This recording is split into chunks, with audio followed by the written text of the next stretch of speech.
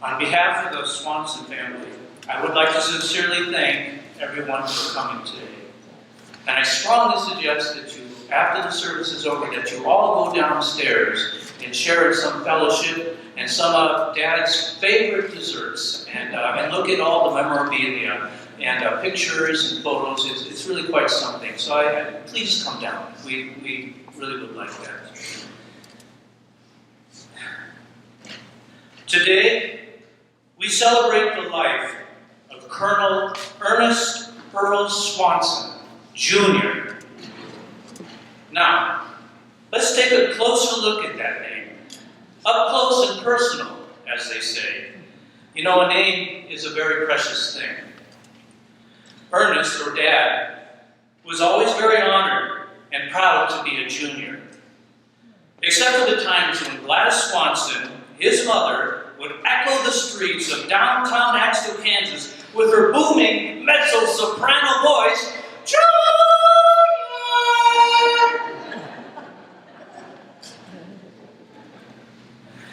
Dad's very best friend, Corky Kirk.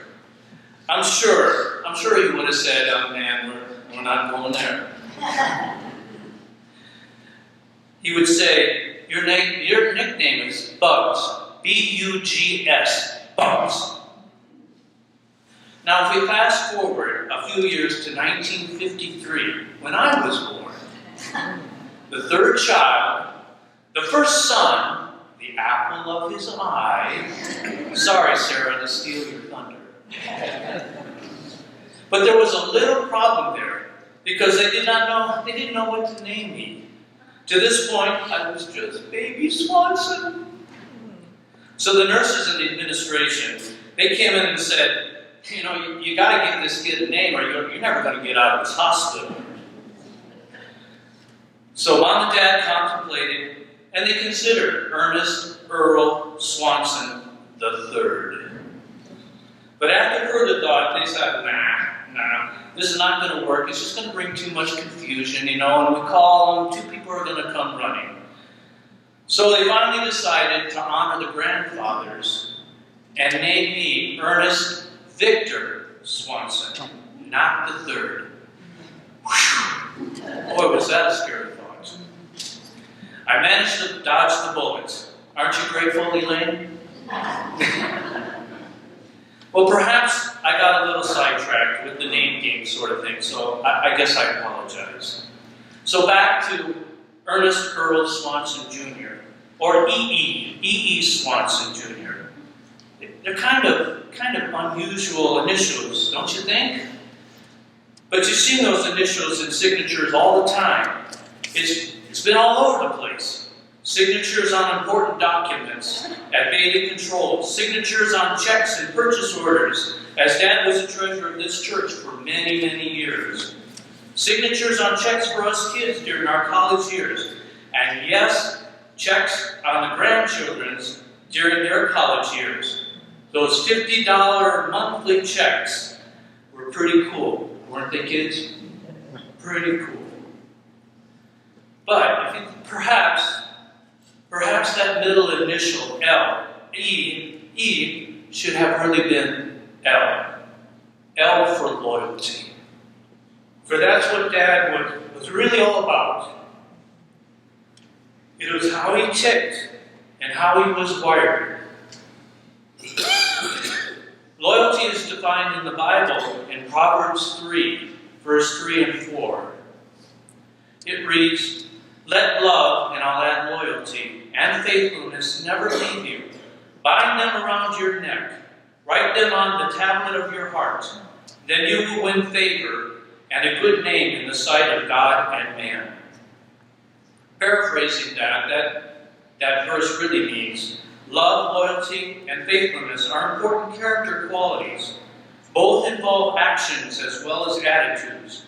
A loving person not only feels love, he or she also acts loyally and responsibly.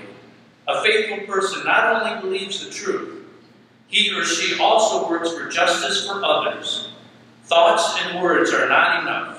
Our lives reveal whether we are truly loving, loyal, and faithful.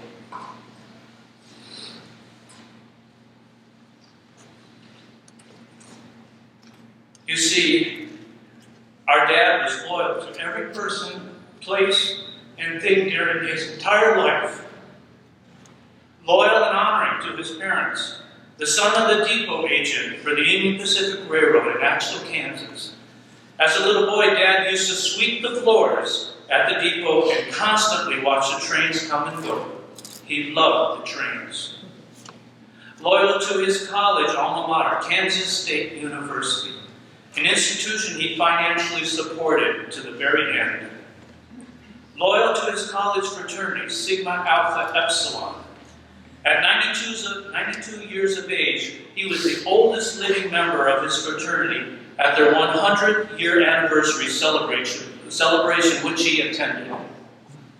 He was loyal to our military forces, where he served in the Army during World War II, and continued his service in the Army Reserves, and retired a full colonel and commandant of the Northeast Ohio U.S. Army Reserve Schools, with the equivalent of a master's degree in U.S. military history.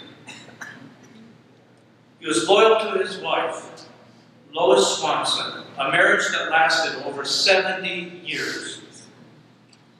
I had the honor and privilege to attend Dad's retirement luncheon at Bailey Controls. After thanking all his peers and co-workers, he proudly turned to his wife and said, "Thank you for all the years. You are everything to me." And I'll never forget that moment. He was loyal to his vocation, an electrical engineer, dedicated to 35 years of service to the Bailey Meter Company, or Bailey Controls, or ABB, as it is now called. And he's loyal to this church, Bethlehem Lutheran Church, where he served as financial treasurer since the 1960s, sang with his beautiful baritone voice in the church choir, and I wish the grandchildren could have heard his sweet, mellow voice. It's beautiful. He served on many committees, taught Sunday school, and studied the Bethel Bible series. He was loyal to his children and his grandchildren. Dad was always supportive, engaged in all our activities, always encouraging, and the eternal optimist. He always had a philosophy. Let's not say how we cannot do something, but rather, how can we do something? Dad's wish, and mother's also, was to hope and pray that his children and grandchildren would always love each other and be the best of friends. That's a wish we all can take to the bank, right? That our love for one another is unconditional, no matter what age we are or the circumstance.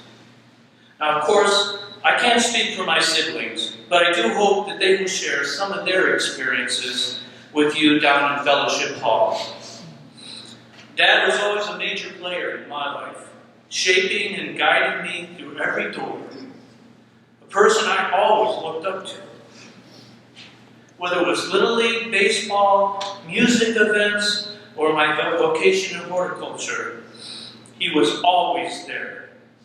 Dad was in our cheering corner when Elaine and I started our Cola Creek Nursery.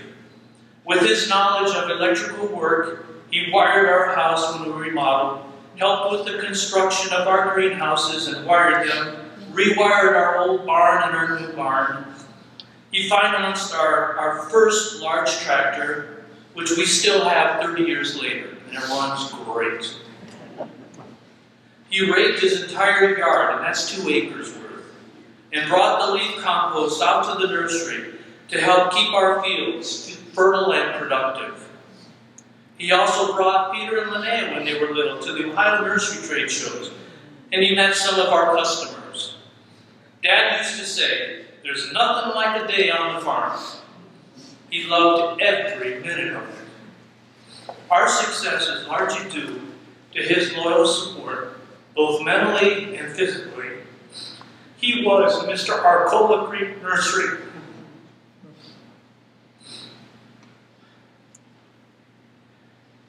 And so it goes. But most importantly, Dad was loyal to our Lord Jesus Christ. A disciple and child of God who exemplified Christ-like characteristics, always trying to do what Jesus would do. A follower of Jesus, Dad would perform his will and carry out his duties with great diligence. Yes, we will miss Ernest Earl Swanson Jr. In fact, we miss him already. Even his cantankerous and his stubborn ways.